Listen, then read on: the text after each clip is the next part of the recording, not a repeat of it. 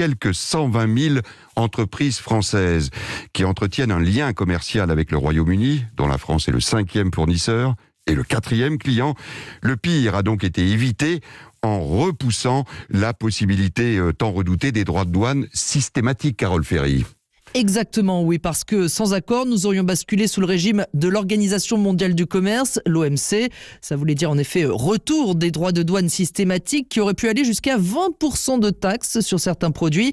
Donc aujourd'hui, cet accord, c'est un véritable soulagement pour toutes les entreprises françaises qui exportent vers la Grande-Bretagne et notamment pour nos agriculteurs. Selon Arnold Puech-Dalissac, il est en charge des questions du Brexit pour la FNSEA.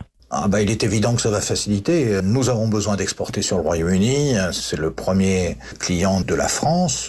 Et pour nous, Français, c'est 6 milliards d'exportations. C'est de la viande, c'est des volailles, c'est des légumes, c'est des fruits, c'est des produits laitiers et c'est nos vins. Même s'il y aura eu peu d'obstacles sur le vin, sur les autres produits, il y a des droits de douane d'environ 11 à 12% qui auraient été fixés et qui auraient bien sûr fortement perturbé le marché. Plus de droits de douane, c'est donc une bonne nouvelle, mais les contrôles seront bien de retour. En revanche, le 1er janvier, il y aura donc de nouvelles contraintes administratives, en particulier pour nos fromages et nos yaourts, comme l'explique Bertrand Rouault, coprésident de l'Association de la transformation laitière française. On va nous demander de nouveaux documents sanitaires, des documents visés par les services vétérinaires français pour l'entrée de nos produits sur le territoire britannique. Bref, de la paperasse que nous n'avions pas hier puisque nous étions, le Royaume-Uni et nous, dans le même marché. Et d'ailleurs, l'accord va maintenant être scruté dans ses moindres détails pour être sûr que le diable ne s'y cache pas.